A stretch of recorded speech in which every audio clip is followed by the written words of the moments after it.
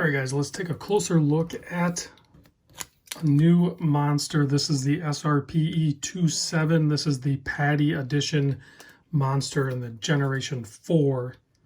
So there's the little Padi tank tag that comes with it. And you can see, I mean, it's much like the Generation 4 monsters that we've looked at in the past.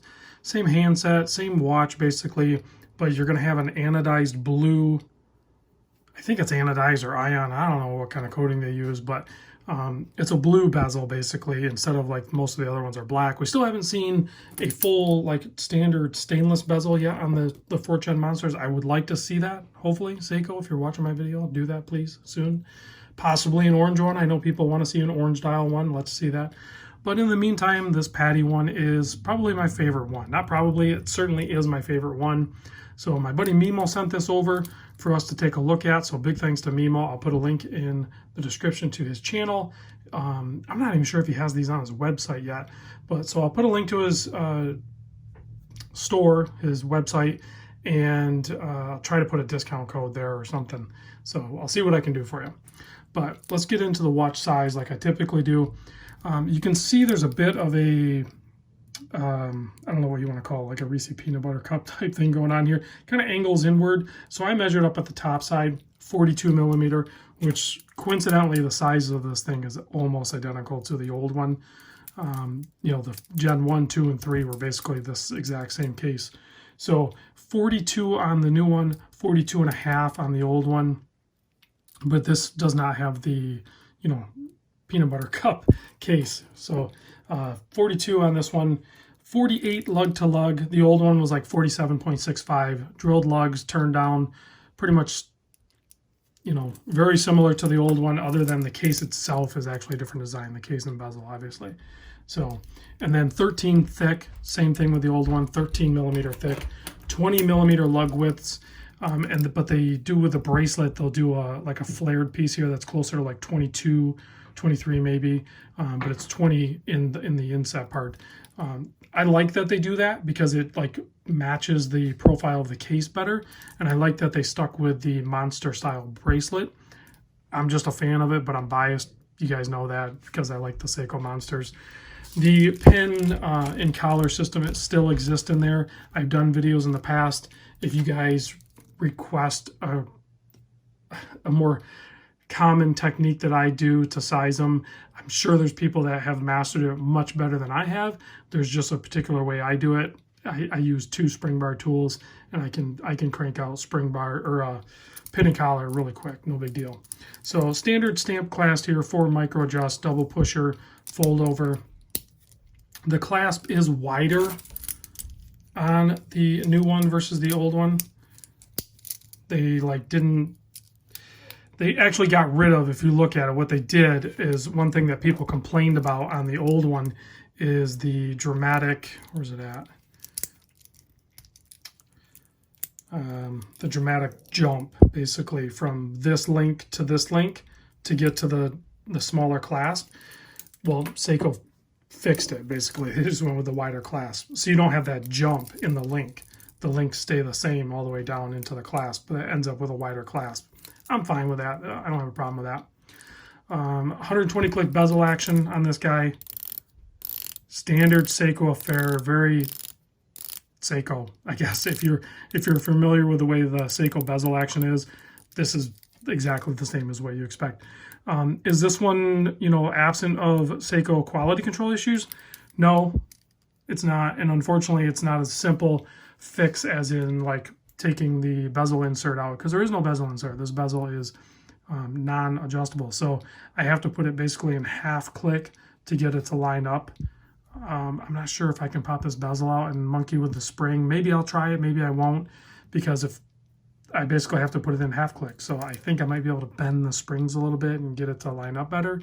We'll see if I play with that.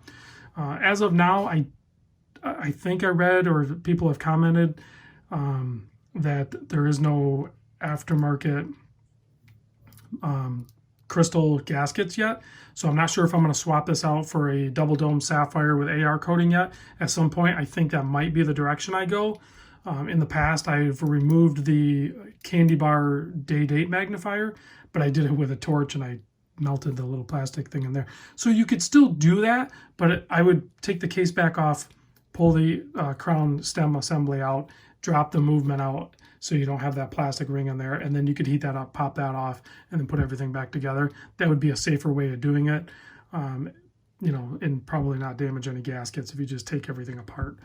But at that point, I don't know, maybe you should just put a sapphire crystal in with a double dome and the AR coating. That's my personal preference.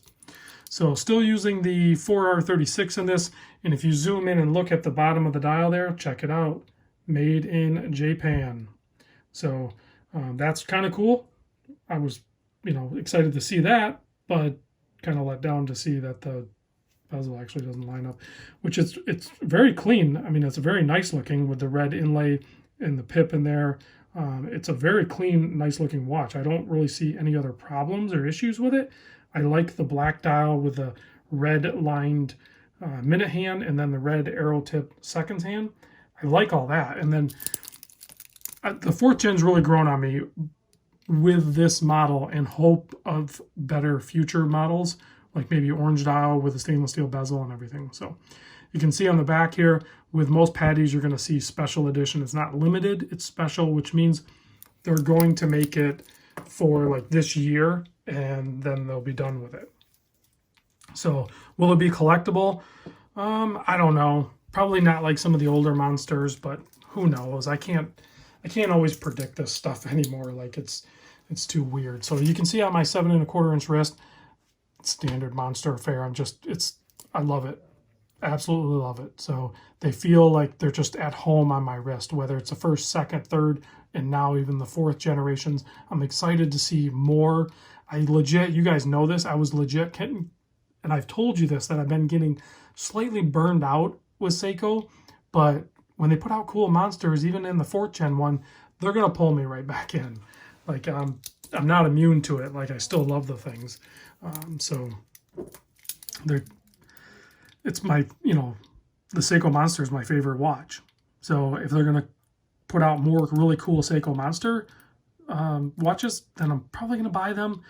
Will I keep them? Not necessarily, but I'm definitely going to check them out because I like them. So let's check out the Loom, because like most Padi variants of the Seiko lineup, you're going to have 2 different colors of Loom, and I suspect that is the case with this guy as well. Let's verify that right now. Indeed we do. So we have like a kind of a cool blue, almost a BGW9 Loom on all of the indices, the seconds hand, the hour hand, and then we have the almost like a softer, it's not the bright, bold green that you typically see with Seiko. It's almost like a softer green on the minute hand and the Loom pip. So excellent Loom on this guy. I love the Padis because they have the 2 different colored Loom. Huge fan of that. My Omega actually does that. It's a little harder to see. You know, there's some Tag Heuers that do that. I'm a sucker for that too. So, all right, guys, thanks for watching. Big thanks to Mimo for hooking me up with this and letting me share this with you guys. I'll see you on the next vid.